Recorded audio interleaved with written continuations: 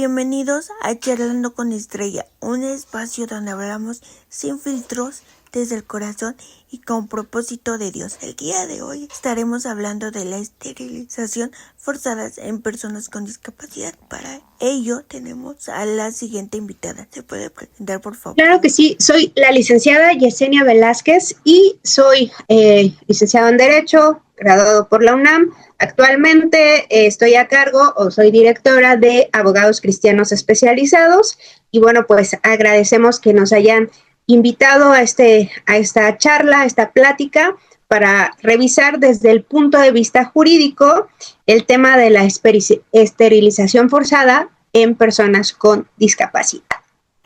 Empecemos por lo más básico.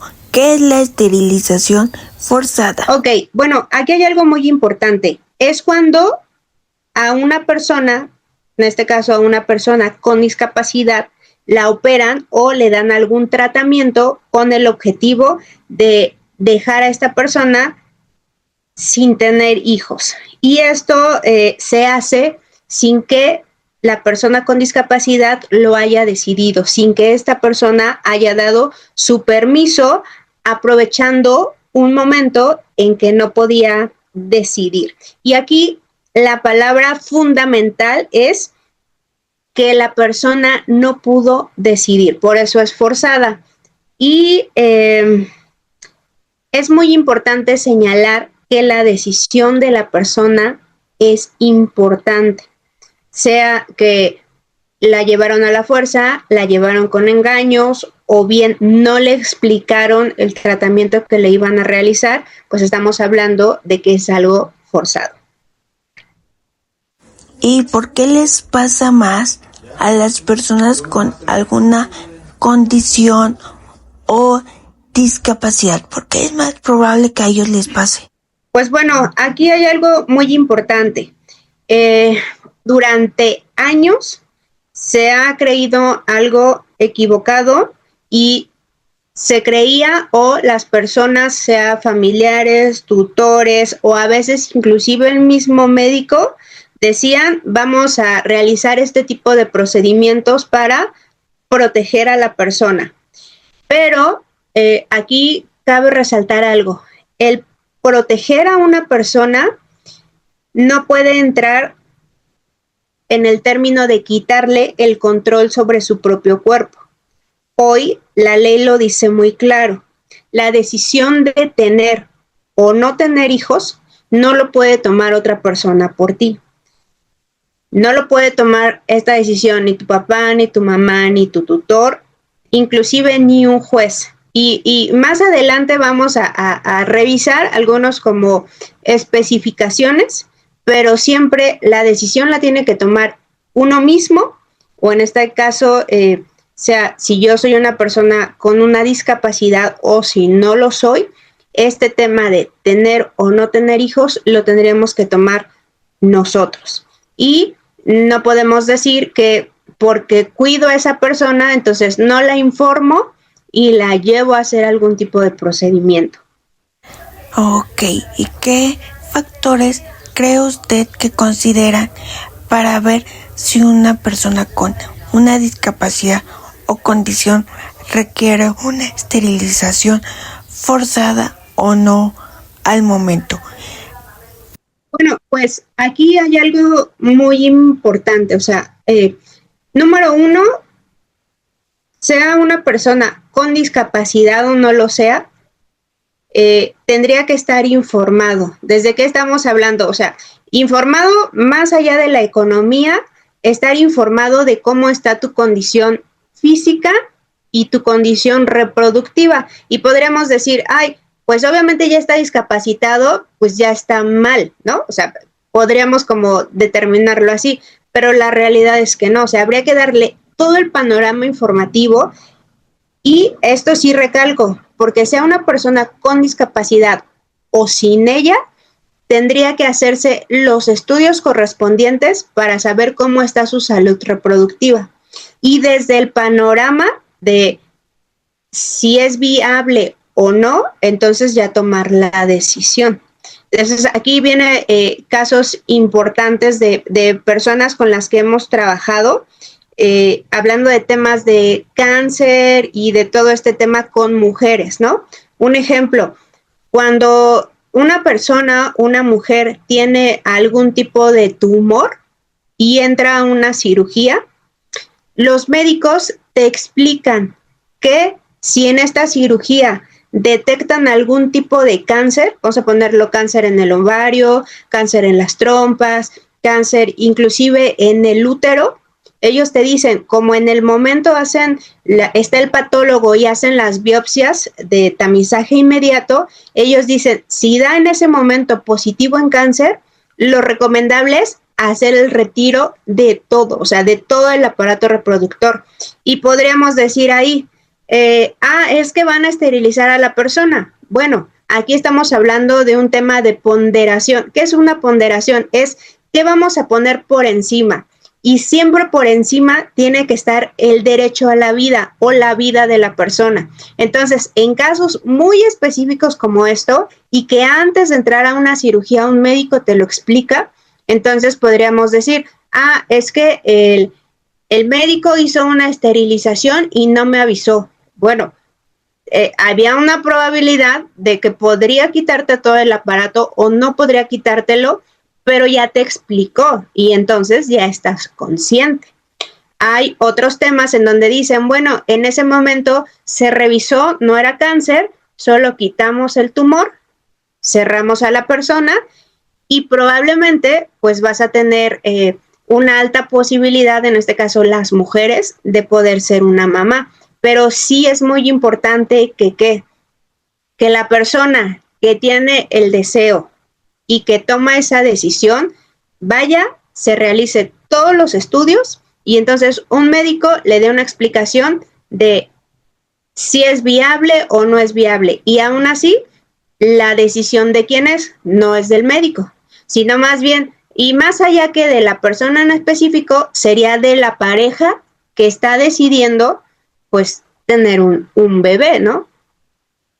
Así es, maestra. Y actualmente hacer esto o practicar esto sin el consentimiento de la persona se considera un delito. Bueno, aquí hay algo importante.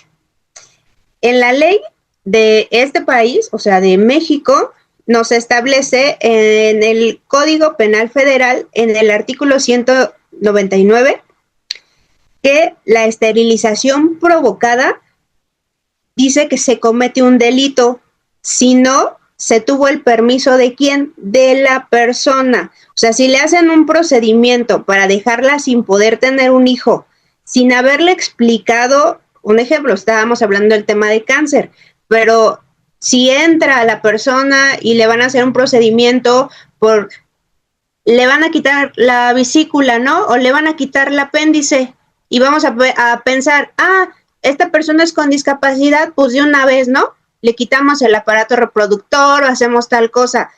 Pues así como, perdón, eso es un delito. ¿Por qué?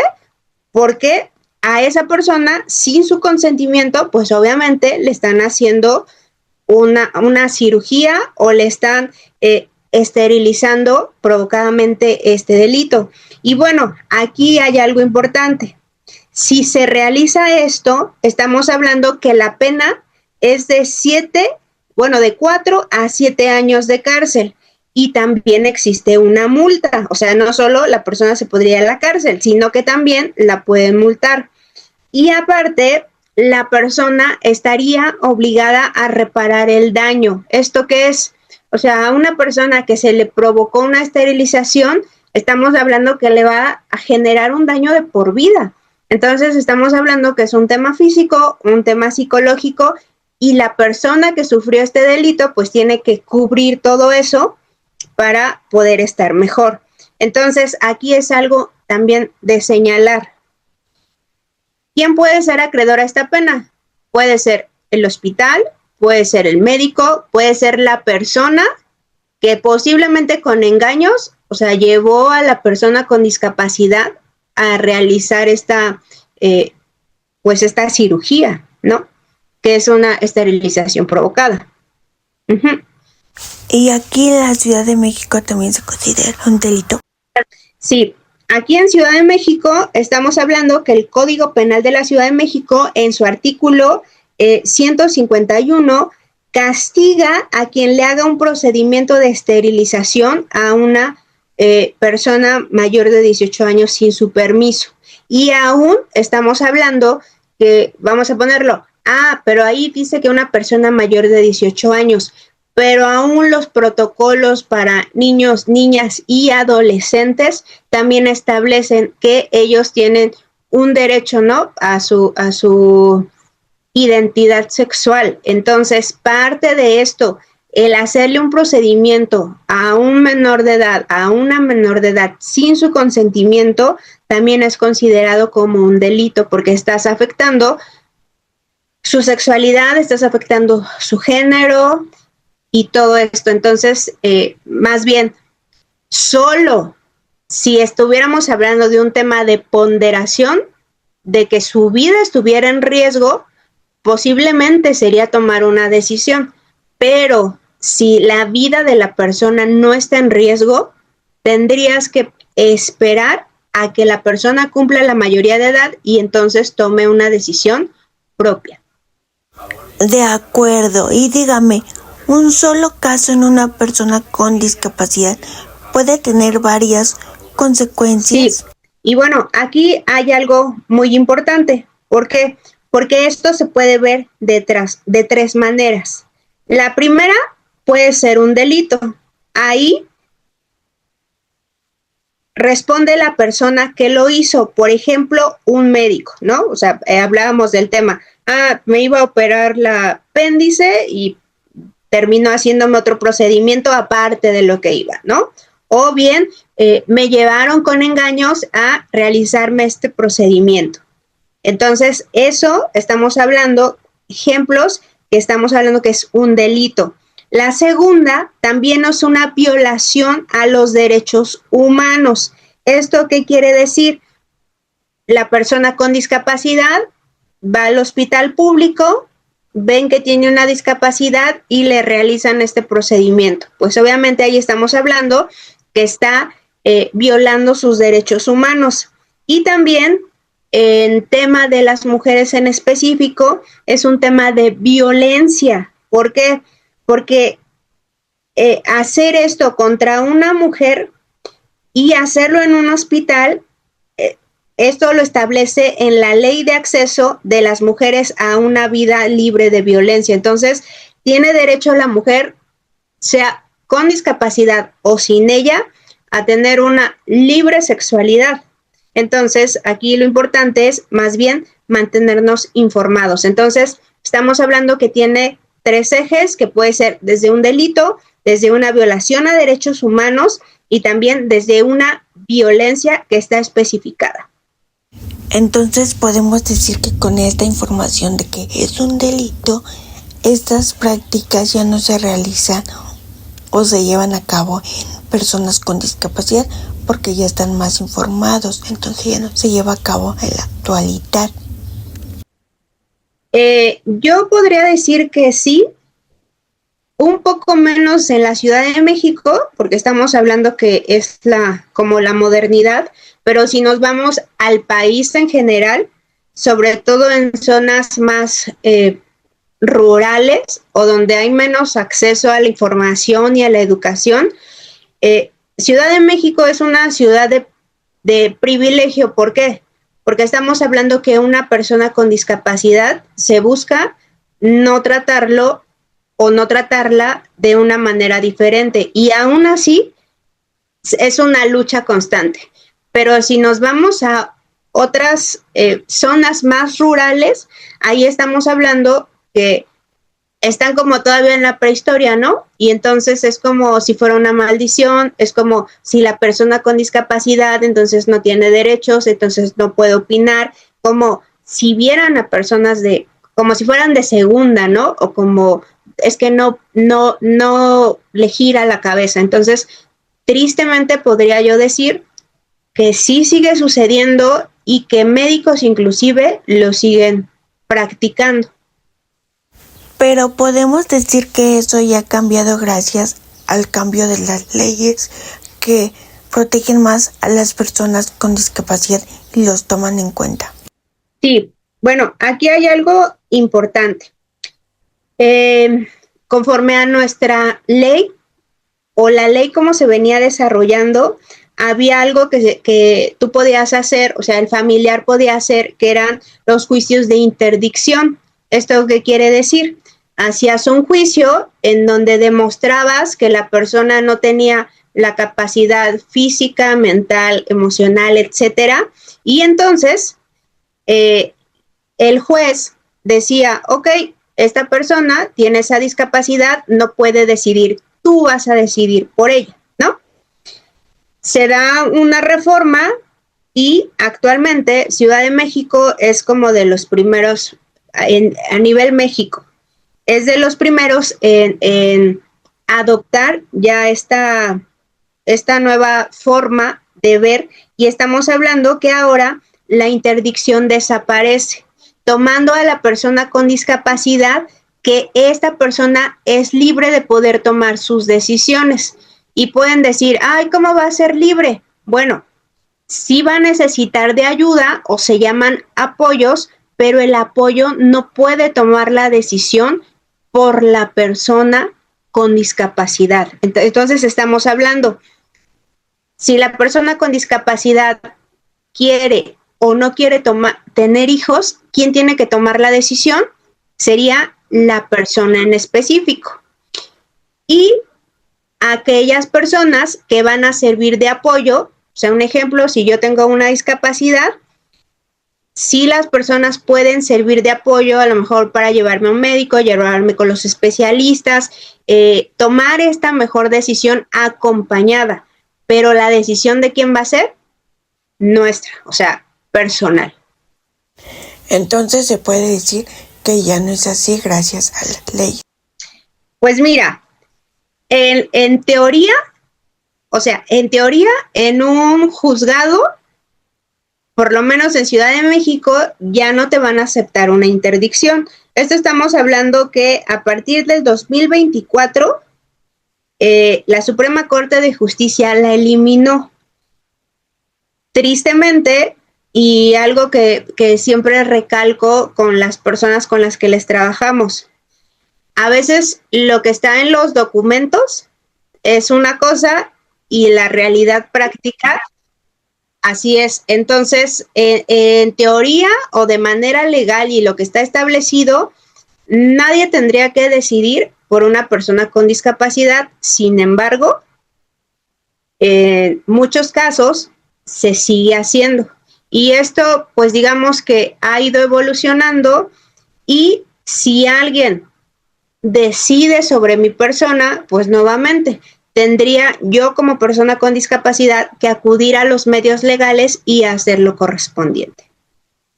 Y si, por ejemplo, yo al tener un hijo mi vida corre riesgo y la persona con la que me voy a casar se quiere tener un hijo y me obliga a tener un hijo, ¿es también considerado un delito?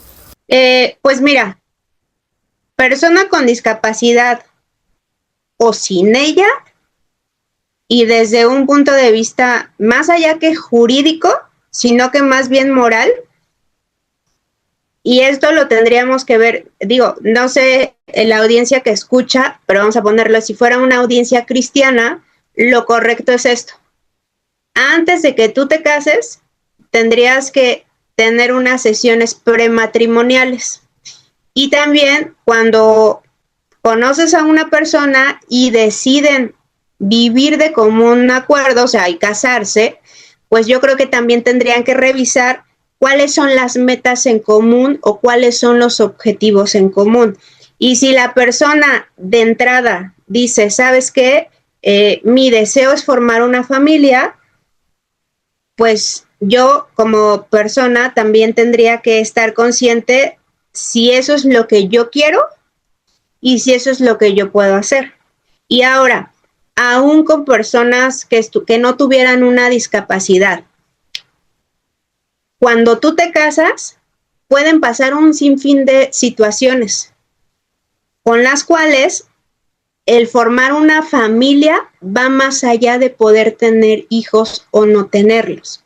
Entonces, vamos a ponerlo, si biológicamente posiblemente no pueda yo tener un hijo o mi pareja no puede procrear un hijo, habría también otras opciones.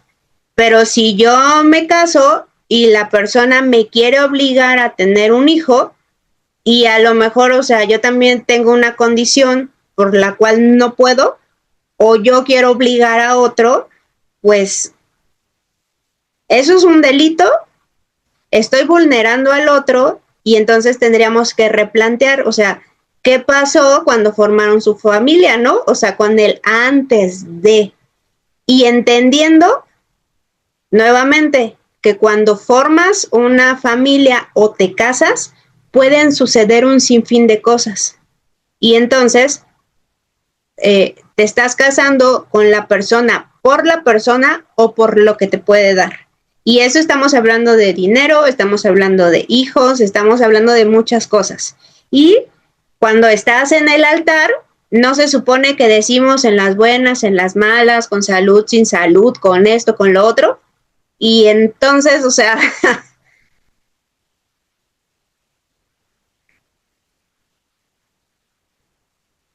por eso yo ahí como consejo es revisen con quién se van a casar, porque en los tiempos buenos es muy fácil amar, pero en los tiempos complejos y que lo va a tener una persona con discapacidad o sin ella, o sea, los tiempos complejos no es solo para una persona con discapacidad, la tengas o no las tengas, los tiempos difíciles vienen en el matrimonio. ¿Y nos puede explicar en qué consiste el nuevo sistema jurídico para las personas con discapacidad? Claro que sí. Déjame, ok.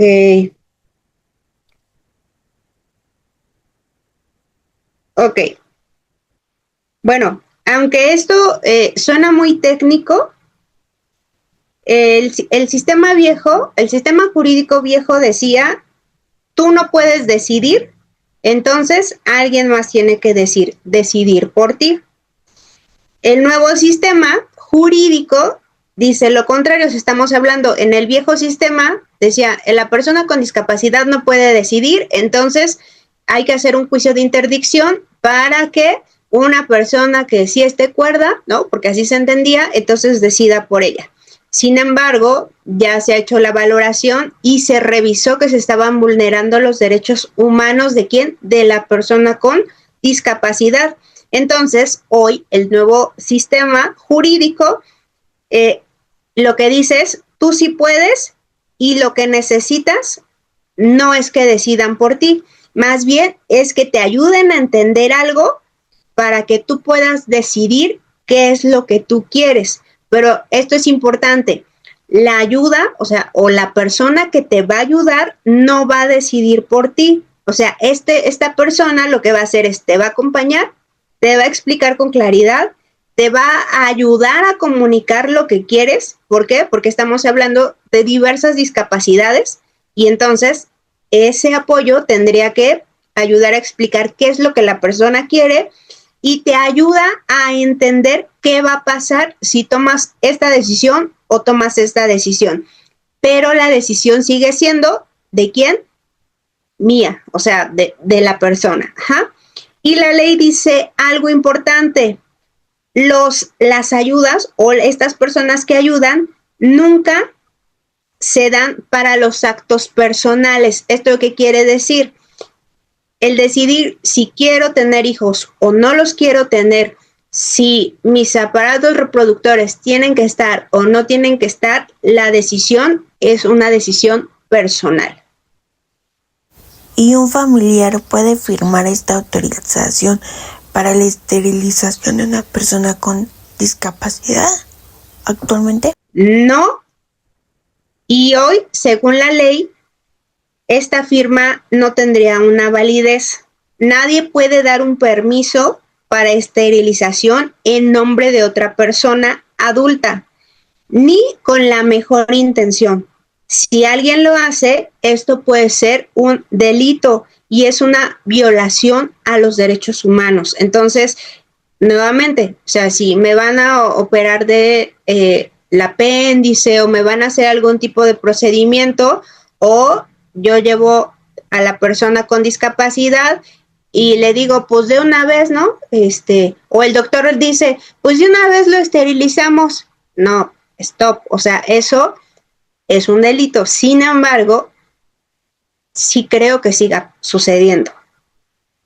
Y hablando de autorización, ¿cualquier sí sirve actualmente o explíquenos cada uno? Ok. El decir que sí no es solamente decir que sí.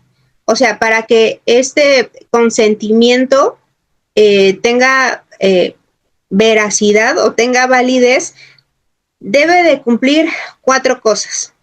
Debe de ser antes, o sea, un ejemplo, si yo voy a entrar a un procedimiento de lo que sea, la persona con discapacidad va a entrar a un procedimiento cuando le tienen que explicar y tiene que firmarlo antes del procedimiento. No cuando esté en la plancha, no cuando esté anestesiado, no cuando tenga esta tensión, de estar ahí. Ahora también, este consentimiento tiene que ser libre. ¿Qué quiere decir libre? Si yo o la persona con discapacidad va al médico, no le pueden decir, si no te dejas esterilizar, entonces no te voy a dar el servicio. También se habla que debe de ser completo. Quiere decir que el permiso para se debe de hablar de este permiso para la operación en concreto. O sea, un ejemplo, si te van a quitar el aparato reproductor o van a hacer algún tipo de situación contigo, te tendrían que haber dado toda una explicación del por qué te van a realizar esto. Y te tienen que proporcionar toda la información. Y aquí esto nuevamente es importante. O sea, personas con discapacidad o sin ella, y sobre todo el tema de las mujeres, muchas veces tenemos problemas médicos, o problemas, un ejemplo, está el tema de la endometriosis, y la endometriosis es toda una situación y he conocido mujeres que les han hecho 8 cirugías, mujeres que no sabían que tenían endometriosis y entonces ya estaban en una fase muy avanzada. Y como lo comentaba, hay veces que es necesario hacer el retiro de todo, de todos los órganos reproductores en el tema de la mujer. Pero para eso un médico te lo tuvo que haber explicado y haberte dicho que eso es una posibilidad, o en temas de cáncer, que es una posibilidad, pero tú estás informado o informada. E inclusive me atrevo a decir lo siguiente, aún personas con cáncer, si la persona no quisiera quitarse el aparato reproductor, podría tomar la decisión de no hacerlo. Y entonces, pues obviamente, pasar todo su procedimiento y que le den cuidados paliativos. Pero eso, pensando, obviamente, que no va a querer tener hijos. Ok, maestra, gracias por la explicación. Y díganos, ¿eso todavía pasa actualmente el día de hoy? Sí, y bueno, aquí hay algo importante. La Comisión Nacional de los Derechos Humanos hizo un informe en el 2023 y encontró 49 casos de esterilización forzada o sin permiso de personas con discapacidad en 20 estados del país. Y aquí es importante de subrayar algo, porque estamos hablando de 49 casos que se conocieron. Sin embargo, hay muchos casos más de los cuales no llegan ante una autoridad y simplemente se llevan a cabo. Y hay personas con discapacidad que ni siquiera saben, ¿no?, que les realizaron este tipo de procedimientos. Entonces, estamos hablando de los contabilizados, más todos aquellos que no llegan ante un tribunal. Tiene mucha razón y es mucho más los que no se conocen que se lleva a cabo en la actualidad. Así es, y bueno, y digo, y en la actualidad, o sea, ya no estamos hablando que en años pasados, sino que en la actualidad sí creo que siga sucediendo. Y díganos, ¿por qué cree que esto sigue pasando actualmente? Porque las personas responsables muchas veces de una persona con discapacidad o la familia o aquellos que quedaron a cargo, lo hacen con la intención o en su mente como de brindarles protección por miedo a un abuso sexual. Entonces, aquí hay algo bien importante que decir. El esterilizar a una persona, sea hombre o sea mujer, pero en este caso sobre todo de las mujeres, ¿no? La esterilizo porque si abusan sexualmente de mi hijo, mi hija, mi hermana, no sé, por la cual yo estoy de responsable, pues si abusan sexualmente para que no vaya a tener hijos. Pero no estamos hablando que una esterilización va a garantizar que no abusen sexualmente de la persona. Entonces lo hace como un tema de protección, sin embargo, no va a protegerte de qué, de un abuso sexual, solamente te va a proteger de que no sea evidente. Entonces, inclusive ahora se corre más el riesgo. ¿Por qué? Porque si la persona no se sabe expresar o por miedo o por amenazas, pues va a seguir ocurriendo este tipo de abusos. Entonces, lo hacen como un medio de protección. Ok, bueno, aquí hay algo importante que resaltar. Hay cuidadores, tratan de realizar este tipo de esterilizaciones forzadas pensando, y digo entre comillas, en la protección de la persona con discapacidad. Y esto, la protección en que por el miedo a algún tema de abuso sexual. Pero aquí es importante resaltar algo.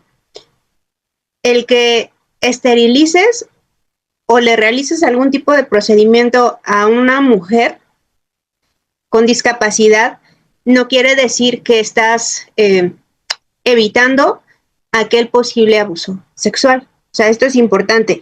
Más bien lo que estarías evitando sería la consecuencia de un tema de un abuso sexual. Pero también entonces ahí entraríamos en una situación. ¿Por qué? Porque posiblemente si una mujer es abusada sexualmente, una mujer con discapacidad, pues nos daríamos cuenta de que algo está sucediendo.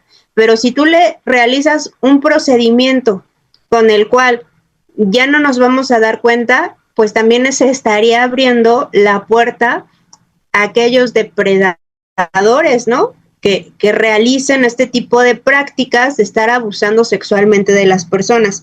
Entonces, el esterilizar no protege a una persona de que le hagan algún daño. ¿Y se puede decir que esto agrava más el delito? Pues aquí estamos hablando de esto. Un ejemplo, en el código establece los delitos, pero después de eso también viene cuáles serían los agravantes. O sea, un ejemplo, el delito de un abuso sexual o el delito de una violación, digamos que sería como una condena, pero un agravante a discapacidad. Y más sería un agravante también si fuera una persona menor de edad, o sea, estaremos hablando de 2 agravantes más. Entonces, pero el que sea una persona con discapacidad, por supuesto que agrava el delito cometido. ¿Por qué? Porque la persona con discapacidad no va a tener las posibilidades o las herramientas para poderse defender. Y aún en personas sin discapacidad, hay personas que son abusadas o que son violadas y que literal se quedan en shock. Entonces, también quiero resaltar esto, que no porque sea una persona con discapacidad pudiera hacer que se quede en shock, porque también sucede con personas sin discapacidad. Y si alguien cree o sospecha que esto le puede estar pasando a su ser querido con discapacidad, ¿qué puede hacer al respecto? Ok, si a un ser querido le sucede algo como una esterilización forzada, ¿qué es lo que se tendría que hacer? Número uno, lo recomendable es acudir ante la fiscalía correspondiente, o sea, como buscar toda la documentación que tuvieran, acudir a la fiscalía, también se puede acudir a la Comisión de Derechos Humanos y se puede también recurrir a un amparo. ¿Por qué? Porque se realizó esto contra la persona. Entonces, también es importante resaltar que se puede pedir la reparación del daño. Entonces, aquí es un tema muy complejo. ¿Por qué? Porque estamos hablando que muchas veces quien realiza este tipo de conductas o de delitos no tan solo son los médicos, sino que pues es la familia. Entonces, cuando es la familia, pues estamos hablando que ahí también lleva otro peso, ¿no? Emocional de actuar contra ellos, pero la realidad es que sí se puede hacer. Y con la reparación de daños se refiere a económicamente o que se puede revertir en la persona con discapacidad a la cual le hicieron esta esterilización forzada. Pues vamos a ponerlo así. Hay casos en los que podrían revertir, o sea, un ejemplo en las mujeres, como cuando hacen el ligamento de las trompas, muchas veces eso se puede hacer en una operación y como que volverlas a unir. Pero en el tema de una mujer, o sea, literal que le quitan el útero porque creyeron que la iban a proteger, pues realmente no es como que le vas a volver a poner una matriz, o sea, eso sería algo que por lo menos para este 2026, en este momento aún no se puede hacer. Pero lo que sí estamos hablando que habría una reparación del daño en tema económico. Entonces ahí se tendría que cuantificar cuánto es lo que se le tendría que pagar a la persona. Aunado a eso, estamos hablando que al ser un delito, tanto médico como familia, pues obviamente podrían ir a la cárcel. Y en ese caso, ¿qué le tocaría hacer al Estado al respecto?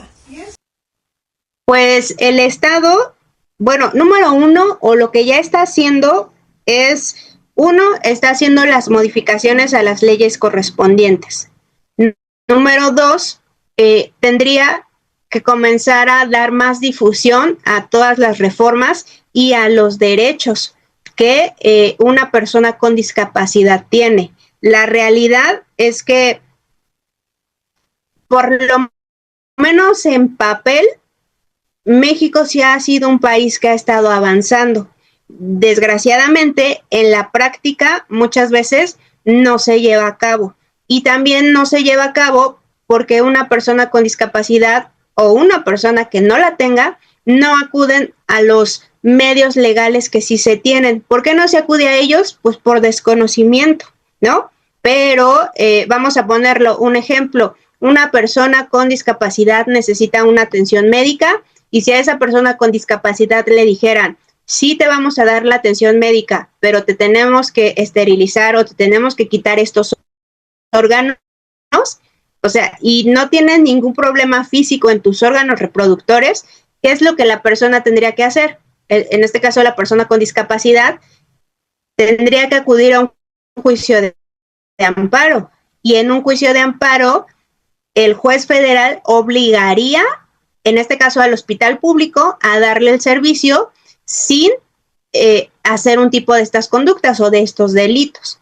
Pero si me preguntan si el Estado ha estado haciendo algo, sí lo ha estado haciendo. Tan es así, nuevamente, que las leyes, por lo menos en papel, ya existen.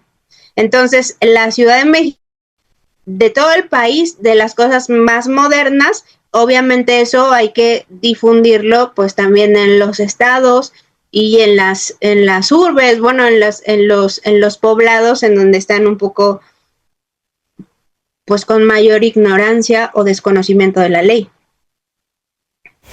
Y si, como usted dice, al menos en papel el Estado ya ha avanzado, seguiría siendo un delito llevar estas prácticas en los hospitales del Estado, porque al menos ya está escrito en papel para la protección de las personas con discapacidad o alguna condición. Pues sería un delito si te va a llevar a tomar una decisión que no estás bien informado. O sea, un ejemplo, hablábamos, si te van a hacer un procedimiento, por lo menos los hospitales estarían obligados a informarte qué es lo que te van a realizar y si estás de acuerdo o no. Y vamos a poner aquí un ejemplo. Pues la persona es invidente, ¿no? Vamos a ponerlo así. O la persona, no sé, tuviera algún otro tipo de discapacidad. La información tendría que proporcionarse de tal facilidad que la persona con discapacidad lo pudiera entender. Entonces, esto es muy importante, o sea, sí se cometería un delito, pero en teoría sería una responsabilidad conjunta, tanto del hospital médico, el médico y el familiar, porque estamos hablando aquí. Entonces, la persona con discapacidad tendría que firmar.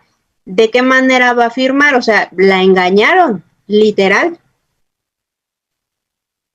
Y sí, incurriría en un delito. Y esta información se puede dar desde pequeños a los niños con discapacidad en el Teletón o a sus familiares para que no caigan en cometer este delito contra las personas con discapacidad o alguna condición. Pues bueno, hablando un ejemplo del Teletón, estamos hablando que son como niños. En teoría no tendrían que estar pensando en embarazarse, ¿no? O sea, vamos a ponerlo así. Pero aquí viene algo muy importante. A los niños, y conforme van creciendo, tú les vas enseñando sobre su sexualidad. Y lo mismo aplica para niños, niñas, adolescentes con discapacidad o sin ella.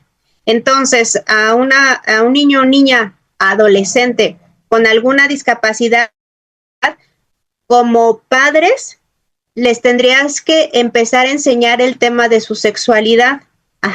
Tan solo por misma protección. Y las instituciones y las escuelas tendrían que estar encargados de ello, pero también los papás, o sea, los papás, por protección a tu hijo, tendrías que explicarle y enseñarles. Y aparte de eso, pues obviamente llevarlos al médico correspondiente, o sea, una niña desde pequeña y después cuando ya es adolescente tendrías que llevarla al ginecólogo y poco a poco irle dando esas explicaciones. ¿Para qué?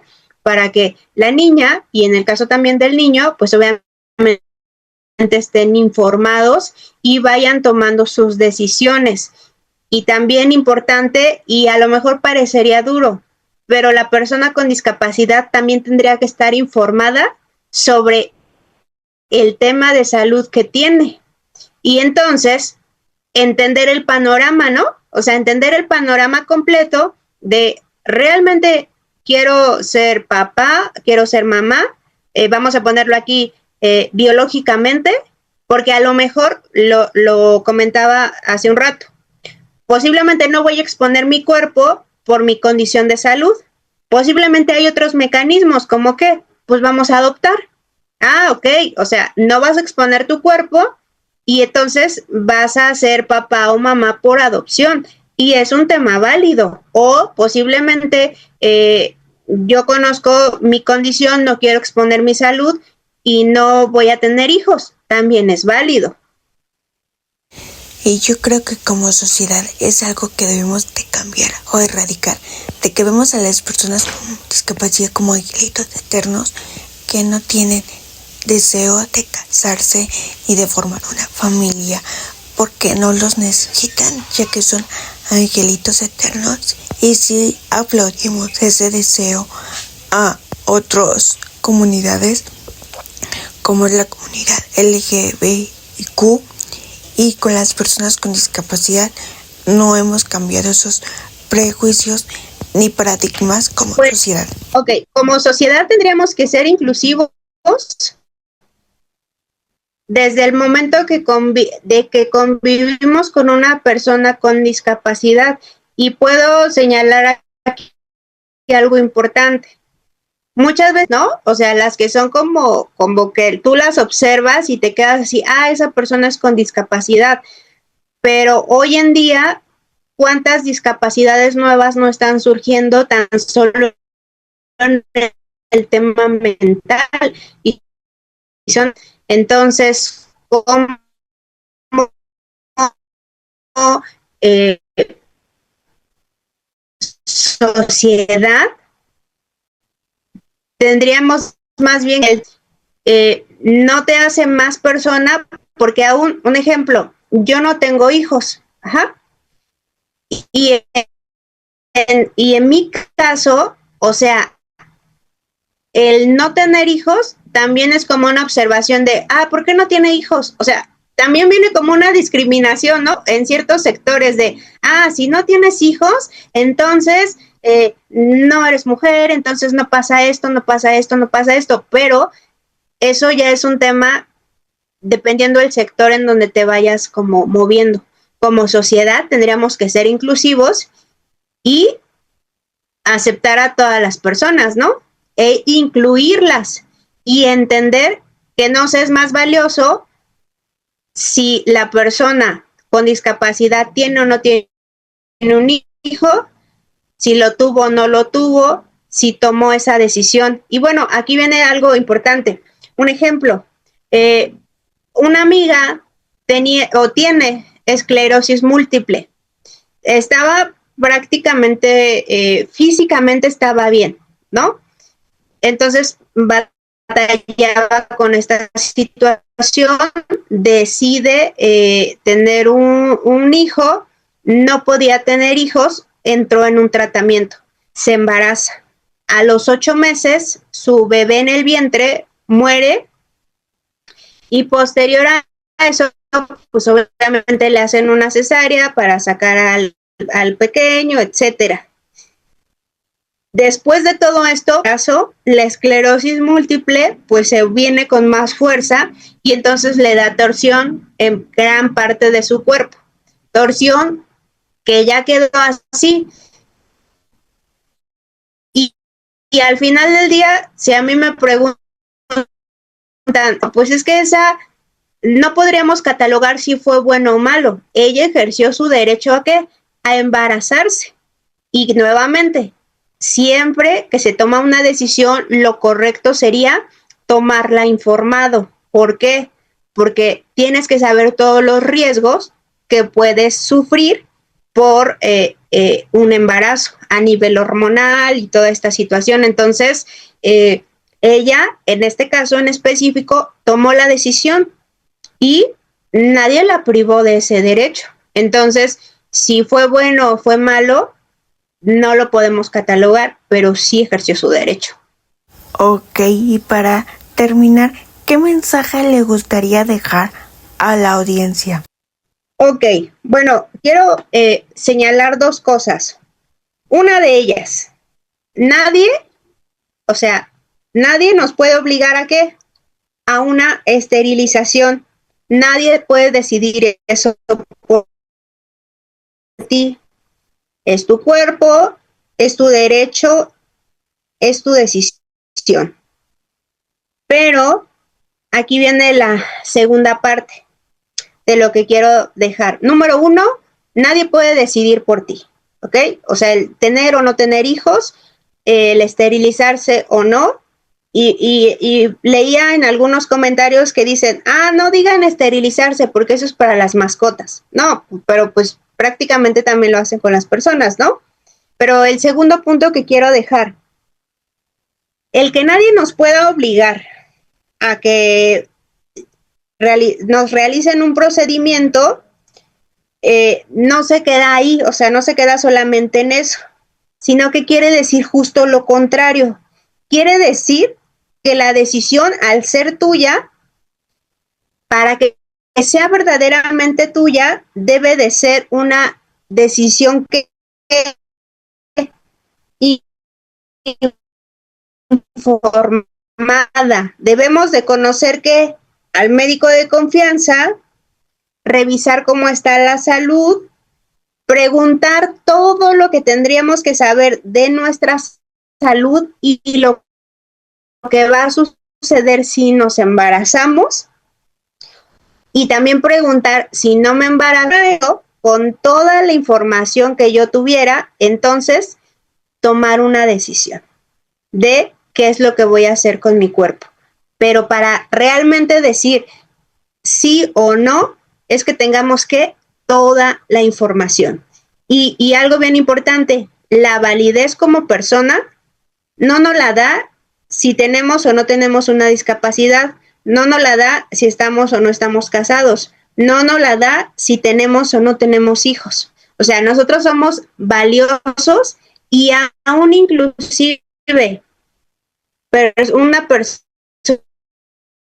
con una discapacidad, aunque podríamos decir, es que soy diferente, la realidad es que eso también nos hace especiales y valiosos. Entonces, más bien desde ahí es abrazar esa verdad de nuestra individualidad y seguir adelante. Así es, maestra, tiene mucha razón. Y díganos, ¿cómo la pueden encontrar o contactar por si requieren algún servicio de usted como abogada? Pues si puedo mandar como los links y ya si los pudieras agregar, o sea sería súper para que ahí nos pudieran seguir. Y la invitamos a hablar otro episodio de qué pueden hacer los padres por sus hijos con discapacidad. Ok, claro que sí. Muchas gracias, maestra, por estar aquí, por aceptar esta invitación. Fue una plática muy enriquecedora con la información que nos dio al respecto del tema.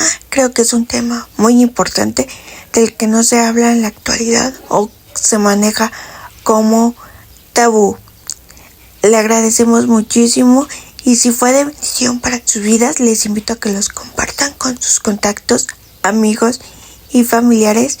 Y nos vemos en el siguiente episodio.